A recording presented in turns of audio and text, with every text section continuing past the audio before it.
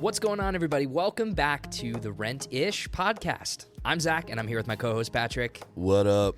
And we're just a couple of real estate rookies diving headfirst into the world of real estate investing, and property management. Whether you're starting out like us or just here for the laughs, we got you covered. We're getting into a rhythm. Are you feeling it? Are you feeling the magic in the room? I'm feeling the magic. Still. You never sounded so confident in your life, I think. Still a little early in the morning here, but I've got my coffee this time, so things are gonna get crazy. Yeah, I think you were a little blown away when I told you I was up at 6 a.m. this morning. Yeah, that is actually insane. Yeah, I do not understand that. But wait till you're 30. Yeah, just wait. I hope not. It's coming, buddy. What do you do for the first hours? Walk the dog, make coffee. I played a little bit of Dragon Age: The Veilguard this morning. Did a couple side quests. Got the morning off to a good start. Saving the world. Sounds like a productive use of your time. Definitely productive. And then I signed on and did actual work. The boring stuff. Nice. So, yeah. All right. It's going to be a good pod today. I'm very, very excited. We've got some big questions and iconic stories in real estate. First, we're going to dive into why millennials aren't buying homes and the reasons behind this generation's home ownership struggles. They might surprise you. Next, we're going to do a fascinating deep dive into the history of one of America's most iconic buildings, the White House. From its architectural origins to its role in shaping history, we're covering it all. And finally, we're going to answer your listener questions, tackling everything from property investing to dealing with tricky tenants. It's a packed episode full of insights and stories. It'll keep you hooked. Patrick, are you ready? I am ready. Okay. Coffee in hand. Coffee in hand. We're going to talk about my generation. Do you classify as a Gen? I'm very much a Gen Z. I was born in the year 2000. Okay. So we're going to go through a whole new story that's basically just about my side of the table. So feel free to commentate just about as much as you want. Millennials and home buying. This was from an article from Investopedia recently that was very good. Did you do your homework on this one? Are we going 0 for 2? Yes. Oh, Patrick. All right, hey, it's all right. I'm going to learn you a thing or two on this. I missed the links at the top when the producers put them there. Sure, so, producers. No, I'm not going to blame. That's my bad. I'm going to be honest. That's my fault. Producers can't argue for themselves because they don't have a microphone. Yeah, that's true. We can blame everything on them. How about that? That sounds true. So millennials face significant barriers to home ownership, including rising costs, stagnant wages, and student debt. In this episode, we'll explore the key reasons behind their delayed entry into the housing market. So, the big question, why do millennials struggle more with home ownership than previous generations? Thoughts, Patrick, from the Gen Z? My initial thoughts as somebody who has not read the article is houses are a lot more expensive now. Sure. I talked to my uncle who bought a house sometime in the 2000s, nice house. He bought it for $110,000 or something like that. And it's pretty much tripled or quadrupled in price since then. And I know a lot of friends who are just living at home now, saving up, living at home for several years. That way they don't have to pay rent. That way they can buy a house sometime when they're in their 20s. Yep. Yeah, that checks out. I mean, I think that's probably the easiest bullseye on the dartboard with not reading the article, costs are rising. Right. Mortgage payments, as a rule, should not exceed 25% of a homeowner's monthly gross income. And anything above that suggests they can't afford the home, which means that buying a home is just not going to be as easy for millennials because the affordability gap is widening between home values and income levels. Right. So basically, you got a graph with a line on it, right? The X line, the income is not really rising at all. It's kind of just going right in the middle, and then the home cost line is just shooting right straight into the air. Yeah. So it's the further away we get, the farther apart that barrier becomes. Right. So way outpaced wage growth, making affordability just a huge challenge for first-time buyers. I'll say too, as just for me personally, you hear all these stories about I think my grandparents bought their house for a bag of magic beans or something like that, and they were able to get this beautiful 6-story mansion, and then it's nowadays that house would be worth $800 million. Right. So yeah, it definitely is a bit depressing when you think about that. Definitely. What's going on today. But yeah, stagnant wages and job instability. Wages have not kept up with housing costs. Many millennials face underemployment or gig work, making it harder to secure a mortgage. Millennials are burdened with student loans, delaying their ability to save for a home. Although I don't necessarily think that that's just a millennial problem. Can you speak on student loans as a Gen Z? I mean, obviously, I feel like Gen Z is just starting to become adults. So I feel like Gen Z could probably get grouped into this whole article that is aimed towards millennials who are more in the buying market for houses. But Gen Z is starting to get to that point, and honestly probably has it worse in a lot of ways because prices have just continue to get up. Right, as you say, over time, income is kind of staying the same. House prices are rising, so it probably applies to Gen Z as well. Yeah, I would say so. Yeah. And college prices too, rising. Yeah, with that college stuff. prices. Holy cow. Yeah. I saw, this is totally not related, but yeah, I saw some article recently where they were comparing like the top 10 most expensive schools and like what those tuitions costed like a decade ago compared to today. And it's like, good freaking God. Yeah. Oh yeah. School is so expensive. So expensive. Yeah, it's like, do you want to go to school for 4 years or do you want to buy a house? Lifestyle preferences. Another thing here. Delayed marriage and family milestones mean home ownership is often postponed. So people are marrying later, starting families later too. Like this is a big thing with the younger generations. Like they're not so quick to rush into a lot of those things. Renting offers more flexibility, especially with the rise of remote work and urban living preferences. And this is the thing for me too, is that like I love Cincinnati. This podcast is founded in Cincinnati. Beautiful, beautiful, sunny Cincinnati, Ohio. Well, today it's not really sunny. Yeah, but, you picked the wrong day to say that. Yeah, but I love Cincinnati. It's my home. I've been here basically my whole life, and I would love to buy a home in Cincinnati, but like it is crazy how just the high cost of everything here. It's like completely out of reach for so many of people my age. So yeah. So I got a couple questions for you. Is renting a long-term solution for millennials, or do you feel like eventually it's going to shift focus? Like there's going to be a lot of people renting right now, but do you feel like an overwhelming majority of those people are going to move into home ownership?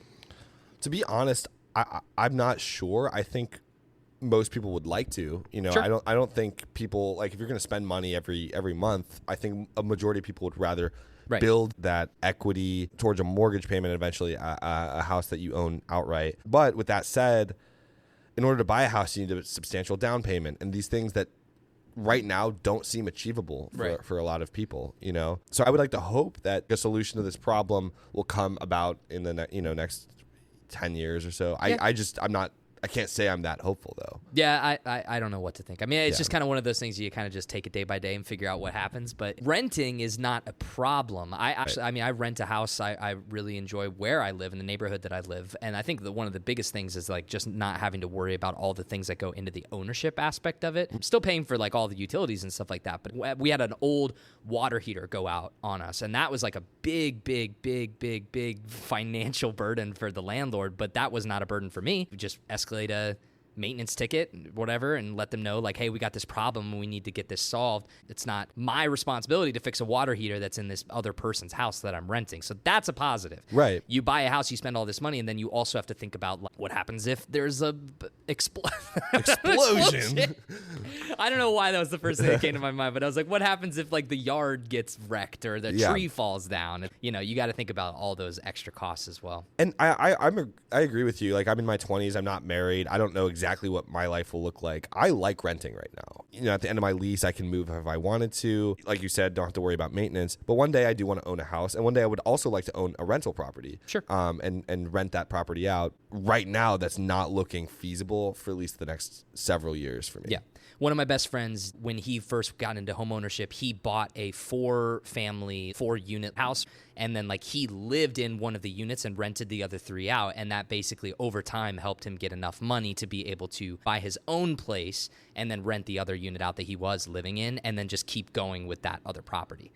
I have a friend who did a similar thing, buy a duplex, and that's what he recommended to me. He's like, buy a duplex, live in one, rent out the other, quadplex if you can. Yep. But it seems like a great idea. Sure, seems like a great idea. You just got to have the money to to get it in the first place. So that's a problem. But yeah, student loans, job instability. We talked about that kind of stuff earlier in the article. But I mean, that's all a huge factor. I don't know. You got student loans, right? I was fortunate enough to where I got a really good scholarship, and then my parents invested in one of the 529. I don't know. Ahead of time. And so, they, with the scholarship and with that investment, I'm blessed to not have student loans. And I didn't realize how much of an advantage that put me at over some of my friends who are paying hundreds of dollars every month in student loans. Yeah. Well, you went to what you went to school to study film. Yes. And so now you're a podcast host, a very successful podcast host. Yes, right. So it's paying off already, man. You know what I'm talking about? All right, so we already kind of talked about the trajectory here, but millennials, financial challenges, shifting preferences of delayed home ownership, but changes in affordability, job security, and lifestyle trends may impact future decisions. And we're just going to kind of have to keep monitoring these stories as they pop up, and can't predict the future. We just have to wait and see what happens. Right. Thanks for the insight, Patrick. I agree. All right. Well, we're going to shift focus to one of my favorite segments, Proptology. Proptology with Patrick. So today on Proptology, we're talking about one of the most famous houses in the world. That is the White House. Of course, I am talking about the residence of the President of the United States, located in Washington, D.C. Mm-hmm. You know what I'm talking about, right? I think I'm familiar with this house. I think. Yeah. I think I've seen it in one or two movies. Kind of underground. Kind of underground. Kind of underground. No, part of it is underground, right? Secret tunnels.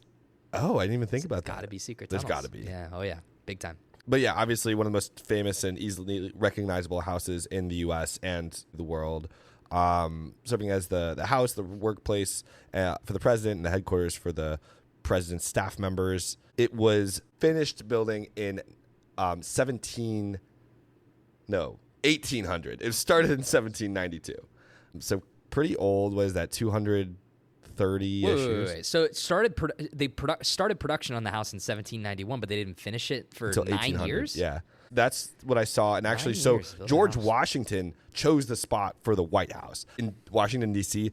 Temporarily, the U.S. government was kind of being headquartered in Philadelphia during this time when they're in construction with the White House and whatnot. So they picked the location in 1791. It was finished completion in 1800. So John Adams was actually the very first president to live in the White House. George Washington wasn't even in the White House at any point. Okay. Interesting. So, do you think George was... he was like, I've got this vision. Like, it's going to be the best house ever. It's going to be great. I think he was. And actually, he and Thomas Jefferson decided to run a design contest for it. And a guy named James Hobson, an Irish architect, he won. So I don't know if it was necessarily George Washington's vision, but he chose James Hobson, the man with the plan. Oh, yeah. So you're imagining. Think about this. This is Lin-Manuel Miranda's next project here. Is selecting the design for the White House. Yeah, like you got like multiple different like sheets and like all these drawings of what the house could have looked like. Mm-hmm. I bet there were some wacky designs. I bet you. I would love to see the designs that didn't win. Yeah, James Hobson. That'd be interesting to look up like some of like maybe get some photos for like his other properties like that he's designed. Like I wonder if they all kind of have that same sort of vibe. Right. George Washington did kind of lead the whole thing, so he was responsible for commissioning the construction, choosing the site, approving the design. So James Hobson's obviously his design was approved by George Washington. Where did they live before? You said they lived in Philadelphia before then or whatever, but that makes sense. It's like you've got like a lot of history in Philadelphia, Liberty Bell. You know, I'm no scholar, but I did recently just rewatch National Treasure and National Treasure 2, Book of Secrets. Both of them? Yeah, back to back. Do they hold up? First one does. Second one is a little, it's a little iffy. That's the one where the second one, they find the City of Gold, right? Yes, they find the City of Gold, and the big thing is, I'm going to kidnap the President of the United States of America. That's my Nick Cage impersonation. Oh! Yeah, he kidnaps, what's his name? He was in Fall House of Usher. I like that. Bruce Greenwood. Bruce Greenwood's the president in National Treasure 2, and they kidnap him. And I remember what he looks like. It's the president's secret book. Area 51 is in there, all that good stuff. Yeah. You know what I'm talking about? Okay, yeah, I do. I'm trying to think the last time I saw those. It's been probably 10 years at least. Recommend going back and rewatching it. That first one is like probably one of my most rewatched movies of all time. Oh, Because really? that came out back in 2004 when I was like just starting to get into like adult movies that weren't like animated, Disney, Pixar, like cartoons. It was like, oh, I can appreciate film like Nicolas Cage. And the real stuff. That's the one. They're kind of blurring together. The first one is where they've got the map on the back of the Declaration of Independence. That's correct. Yes, you passed. And then they are in Philly in that one, right? Yes, because they go to the Liberty Bell. Yeah, right? They go to the Liberty Bell and Memorial and Liberty Hall, where it's Benjamin Franklin and the bioptical glasses or whatever. Yes. Yeah. Oh yeah. Okay. Wow. But in the second one, they do go into the White House in the second one to infiltrate the Oval Office because there's like the resolute desks that the president has that also the Queen has in London. So they go to Buckingham Palace and the White House, resolute desks in both offices. How about that? How about that for some movie trivia? Wow. Nick Cage, come on the podcast. Email questions at therentishpod.com. We'd love to have you on here. So speaking of kidnapping the president in National Treasure 2, there's actually is a secret entrance in the White House. Yeah. Like all high-profile buildings, the White House has a secret entrance for the president as well as secret visitors. I don't know what secret visitors means. That ominous. Sounds super sketchy. Super ominous. Yeah. But it opens onto H Street which I have no idea where that is, in Washington, D.C., and passes through 2 tunnels and an alleyway before arriving at the White House basement. I don't know if I'm allowed to say this on the podcast. Either it's going to be a really good segment or everything's going to be redacted, and we're not doing another episode. Yes, if we disappear next week, yeah. I think we all know why. The secret entrance was actually designed in part of response to World War II. It was an underground bomb shelter built beneath the White House. So super fascinating. I got an idea. Hide and go seek in the White House. That would be so fun. Can you imagine? To tie it all back to the Airbnb whole thing from the previous week's episode, imagine if you could do like a one-night Airbnb experience and rent out the White House for a bachelor party or something. Yeah, that would be We're gonna play awesome. the most epic game of hide and go seek that you can possibly imagine. If I was to visit the White House, that's the main thing I'd want to do is play hide and seek for sure. Yeah. Oh, secret tunnels, secret paintings. I'm sure that it's like a Scooby-Doo mansion where you've got like the paintings with the eyes that you can look through just to spy on people in the other departments. Yeah. It's got to be just the most booby-trapped house of all time. If we were going to book that thing so imagine you wake up tomorrow and you're like, I'm going to book the Airbnb. I'm going to take a nice romantic trip to the White House and book the White House on Airbnb. How much do you think that would go for, man? One night Airbnb? Yeah, let's go one night pre-taxes. No cleaning fee. No cleaning fee. I'm gonna do whatever you want. I'm gonna say $13,000. $13,000 for one night? Do you think? I don't know. I really have no frame of reference here. I mean, if given the legal clearance, I could say one night Airbnb, rent out the White House. I'm going 20,000. 20,000? Okay. I'm going 20,000. I feel like that's an appropriate round number. But in terms of like renting it, I wonder if there's facts on here about the cost of the building, like cost for production. But I would be curious to know like what it would rent out for as like a tenant too. I mean, the estimations of what it's worth are between $110 million and $286 million. Jinkies. So that's like the estimations of how much it's worth. I don't really know how you figure that out for the White House or the president. Sure, lives. right. You know, it's not like you're ever going to really sell that. Maybe, who knows? A radical new government move is like, we're going to start renting out the White House. Everybody. Come on, stay in the White House, everybody. Here we this go. national debt's out of control. Yeah. Let's make a quick buck. It is free of charge if you just want to like go to the White House. It's free to the public. They let in 500,000 visitors every year. So yeah, did you do the typical like high school trip to Washington D.C.? I did. Yeah, I didn't go into the White House. I didn't eighth grade. Did I. Didn't go into the White House. Went to some of the museums and stuff. A lot of the museums are awesome. I loved like seeing all the national history there. It's really really cool. But yeah, the White House itself, I think we walked past it, but we didn't get to do the tour. So yeah. Any other cool factoids you got for me, or are we gonna transition on over? I think I've talked everything there is to talk about the White House. I don't think there's any other information I left out. So I think it was fabulous. Great job. Let's go ahead and transition over. Love Proptology. I think you're doing such a great job of hosting it, and I'm excited to see where this segment goes from here. What other fun buildings can we find and talk about? If you have a suggestion for a cool building, a historic place, email us at questions@therentishpod.com. All right, welcome back to the Rentish Podcast here. We're going to go switch over to some listener questions. Patrick, people emailed the show. How about that? That's crazy. Is it crazy? We've been asking people desperately. We're like, please email the show. Email us. We love questions. We have real questions. Yeah, I mean, we're going to read through all of them. You know, if you email the show, odds are you're probably going to get on it. So remember, questions@therentishpod.com. Email us your questions. Email us all this stuff. There's nothing that we won't touch unless we decide to not touch it. Right. Yeah. So, but nothing else besides what we choose not exactly, yeah. Or at least what our producers filter to us. So, all right, so we got 3 questions today. Do you want to kick it off first, or do you want me to? I can kick it off. Go for it, buddy. All right, question number 1. Listener is Emily from San Diego. Recently purchased her 3rd rental property, and she asks, how can I ensure my rental property complies with local laws and regulations?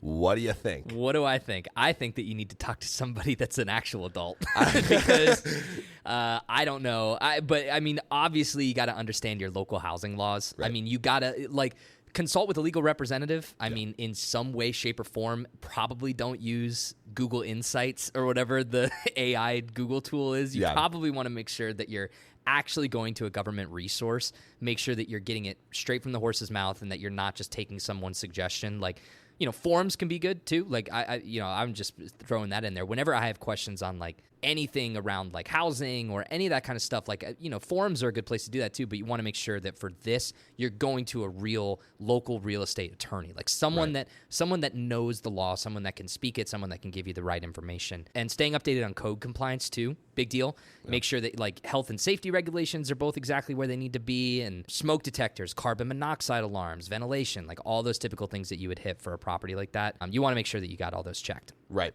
And then tenant rights, notice periods for rent increases, eviction legislation, all of that. Need to stay up to date on that. And like Zach said, definitely consulting with a local attorney who specializes in real estate is what you're going to want to do. I mean, certainly the internet is a good place to start. Right. As long as the sources are respectable. But definitely, just to cover all your bases, talking with an actual expert in the matter. Because legislation changes depending on where you live, right? Yeah, that's a good point. So definitely consult a local expert. We're trying our best here, and we're gonna get real experts. People that are here are gonna be able to educate us on things like this. Zach and Patrick, maybe not the best legal representation, but we're gonna learn your thing or two about real estate. Especially for San Diego. I don't know about that one. So, all right, Josh from Denver, Colorado, wrote in, and he's an out-of-state investor, and he wants to know, how do I handle tenant disputes or conflicts? What do you think? The turns table. So handling tenant disputes and conflicts, first and foremost, keep communication open with the tenant and make sure it's well documented. Yes. Very important to have that well documented. Also, mediation over confrontation is generally a pretty good rule of thumb. So rather than like immediately escalating a situation, try to mediate the conflict. Right. Offer solutions that benefit both you and the tenant.